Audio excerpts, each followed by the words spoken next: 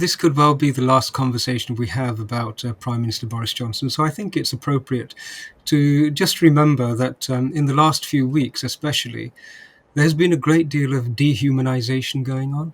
The vilification of this individual as a person has been sustained and has been most unpleasant for a long period of time. We forget that this is a man, this is a husband, this is a father, this is a person with all the mortal foibles that we all have.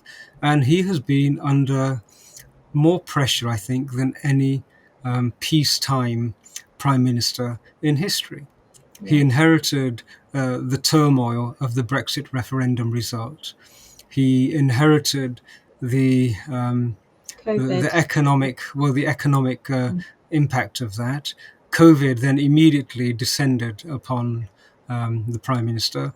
We then had a period. I think he had a period of COVID himself, which obviously debilitated him.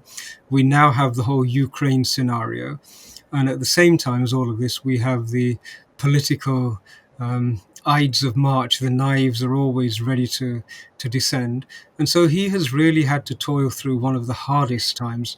And I think it's worth recognizing that he achieved some extraordinary things which others could not do. It took somebody of his determination and bullheadedness to drive through the Brexit decision which the nation had chosen. It Yeah. doesn't really matter about the peripheral aspects, because once the rules have been established and then a vote is conducted, the outcome is set in stone. There is Yes. no point at that point complaining about the peripheral aspects that weren't considered, etc., etc. And that he saw that this was a decision of the nation, and in order to protect the notion of a democratic vote, he determined to push through the Brexit decision. We remember the difficulties floundering through for 3 years, where there was no decision. Theresa May's attempts to, um, some believe, to reverse it. The turmoil that was caused by the Liberal Democrats and the Labour parties with their confused and varying positions on all of this. That uncertainty, that cloud that was literally covering Parliament, it was the only subject that was being discussed. This man, Boris Johnson, found a way to dispel that cloud and move the nation forward. That was a significant achievement that we should remember.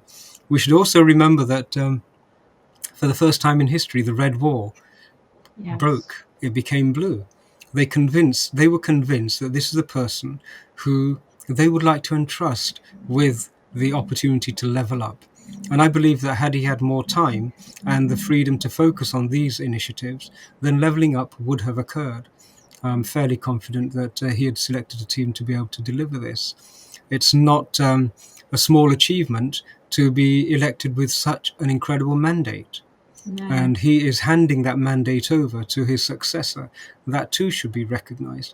So there are good parts and bad parts of every individual, but I think that history will actually remember him very well for the challenges that he navigated and took the nation through, and will forgive him and overlook what many really must agree are relatively minor misdemeanors.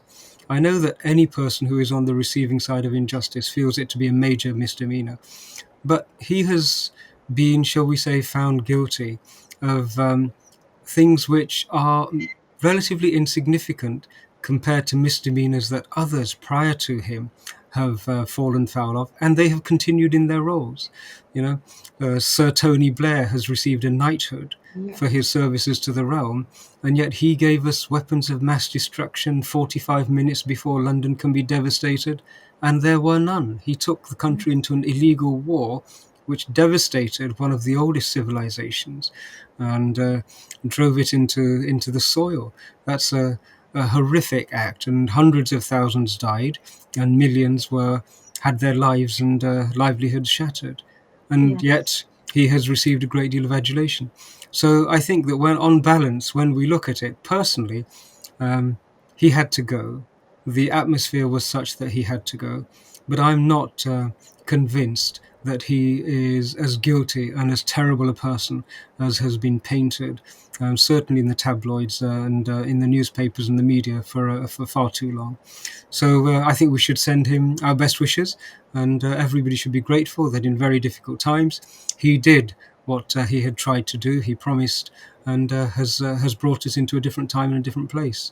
Hopefully his successor will be as clear about the need to protect the national interest and to genuinely create solid relationships based on mutual benefit with other democracies. He's laid the seeds for that, and hopefully that can develop in a very positive and successful manner.